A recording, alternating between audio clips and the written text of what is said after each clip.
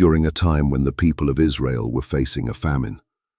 A famine means there wasn't enough food for the people.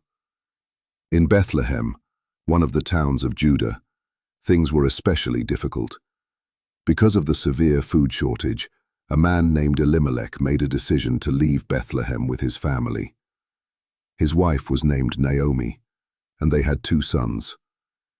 Elimelech thought moving to the land of Moab would give his family a better chance at surviving the famine. Moab had more food and seemed more stable at the time. So the family moved from Bethlehem to Moab. Life in Moab was different from what Naomi and her family knew, but they settled there. As time passed, the 2 sons grew older and eventually married women from Moab. One of these women was named Ruth. The other was named Orpah.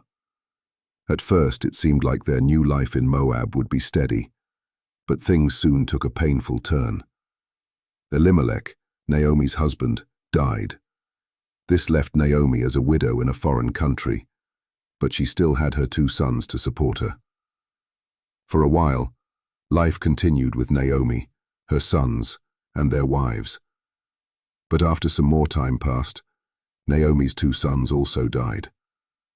Now, Naomi, Ruth, and Orpah were all widows. They were 3 women without husbands, without children, and without clear support. In those days, being a widow was very difficult, because women depended heavily on male relatives for protection, inheritance rights, and income. Naomi felt the weight of this loss deeply. When Naomi heard that the famine in Bethlehem was over, and that God had provided food for his people again, she decided to return home. Moab had taken so much from her, and she felt she had nothing left there. Ruth and Orpah, her daughters-in-law, began preparing to travel with her. But Naomi stopped them and told them to return to their own families. She felt she could not offer them anything, and did not want them to tie their futures to her sadness. Orpah listened to Naomi and eventually returned to her family. But Ruth made a different choice. Ruth loved Naomi deeply. Even though returning to her family would have been easier for her, Ruth chose loyalty instead of comfort. Ruth stayed with Naomi, promising to go wherever Naomi went. So Naomi and Ruth traveled together all the way back to Bethlehem. When they arrived, the whole town noticed Naomi. People remembered her and were surprised to see her again. But Naomi felt tired and bitter from everything she had gone through. She told the people not to call her Naomi anymore. The name Naomi means pleasant, but she no longer felt pleasant. She asked them to call her Mara, which means bitter, because she felt that life had dealt her many heavy blows. Still, she settled back into her old town with Ruth by her side. The story then moves into a new stage. Naomi and Ruth needed food. They had returned with nothing. In that time, one of the ways poor people survived was by gleaning. Gleaning meant following behind harvest workers and picking up any leftover grain that fell to the ground. It was a legal way for poor and vulnerable people to get food. Ruth went into the fields and worked hard.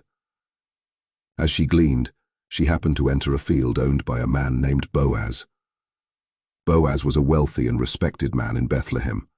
He was also a relative of Naomi's late husband, though Ruth didn't know this at first. When Boaz visited his field and noticed Ruth working, he asked his workers who she was. They explained that she was the Moabite woman who came back with Naomi. They also told Boaz how hard-working she had been since morning. Boaz was impressed by Ruth's loyalty and her effort. He even instructed his workers to leave some extra grain behind on purpose, so that Ruth would have enough. Every day, Ruth came home with a large bundle of grain, much more than a normal gleaner would gather. Naomi noticed this and asked Ruth where she had been working. When Ruth mentioned Boaz's name, Naomi became hopeful. She explained to Ruth that Boaz was a close relative, someone who had the right to act as a family redeemer. A family redeemer, also called a kinsman redeemer, was a person who could buy back family land or marry a widow in order to protect and continue a family line. Naomi saw an opportunity for Ruth to have a stable future. As harvest season continued, Ruth kept working in Boaz's fields. Then one night, Naomi gave Ruth specific instructions. Naomi told Ruth to go to the place where Boaz was working late into the night, the threshing floor. This was where the grain was separated from the stalk. After Boaz had finished eating and drinking and was resting, Ruth quietly lay down at his feet as Naomi had instructed her. This was a respectful way of asking him to take on the role of a family redeemer. When Boaz woke up and saw Ruth there, he was surprised but not upset. Ruth made her request in a humble way, asking Boaz to spread his cloak over her as a sign that he would protect her and take responsibility. Boaz married Ruth. Their marriage provided Ruth with stability and restored Naomi's hope.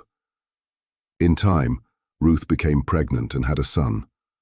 The women in the town celebrated Naomi, saying that God had provided her with a new source of comfort through Ruth, and through this child, Naomi took the baby in her arms and cared for him with love. She had once lost her husband and her 2 sons, but now her life was being restored. The child was named Obed. Obed grew up to become the father of Jesse, and Jesse became the father of David, who later became King David of Israel. This means Ruth, a foreign woman from Moab, became part of the family line that led to one of Israel's greatest kings. Later, this same family line would become important again in the New Testament. The story of Ruth teaches several simple but powerful lessons. First, loyalty matters. Ruth stayed with Naomi when she could have gone home to an easier life. She chose kindness and faithfulness. Second, small actions can lead to big results. Ruth's decision to glean in the fields led her to Boaz, which changed her life and Naomi's life. Third, kindness creates more kindness. Boaz treated Ruth respectfully and protected her, and because of that kindness, a new family was built. Finally, the story shows that God can use ordinary people and ordinary choices to create a future that blesses many. From beginning to end, the story of Ruth shows everyday life: hunger, grief, work, love, responsibility, but also shows hope. It's a reminder that good things can grow from difficult times, and that simple choices made with loyalty and kindness can shape generations.